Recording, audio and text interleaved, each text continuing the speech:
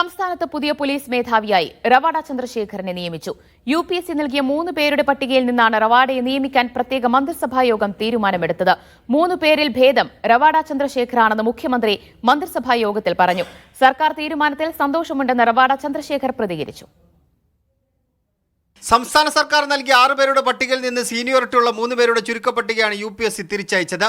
നിതിൻ അഗർവാൾ, റവാഡ ചന്ദ്രശേഖർ, യോഗേഷ് ഗുപ്ത എന്നിവരായിരുന്നു പട്ടികയിലുണ്ടായിരുന്നത്.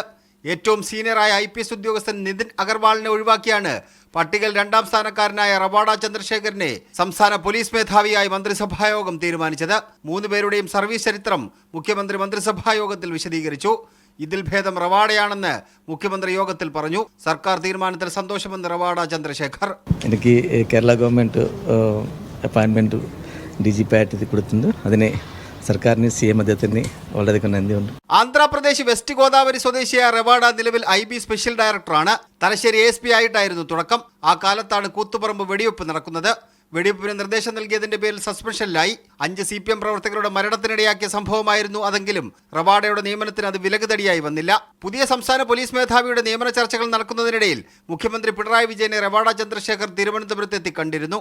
1991 batch IPS ഉദ്യോഗസ്ഥനായ Ravada ചന്ദ്രശേഖറിന് 2026 July വരെയാണ് കാലാവധി. എന്നാൽ സുപ്രീം കോടതി ഉത്തരവ് നിലനിൽക്കുന്നതുകൊണ്ട് 1 വർഷം കൂടി കാലാവധി നീട്ടി നൽകും. കേന്ദ്രത്തിൽ പ്രധാനപ്പെട്ട ചുമതല വഹിക്കുന്നയാളാണ് റവാഡ. അവിടെ നിന്നൊഴിഞ്ഞ് കുറച്ച് ദിവസങ്ങൾ കഴിഞ്ഞ് മാത്രമേ സംസ്ഥാന പോലീസ് മേധാവി പദവി റവാഡ ചന്ദ്രശേഖരൻ തിരുവനന്തപുരത്തെത്തി ഏറ്റെടുക്കുകയുള്ളൂ.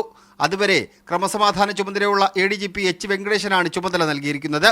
മീഡിയ 1 തിരുവനന്തപുരം.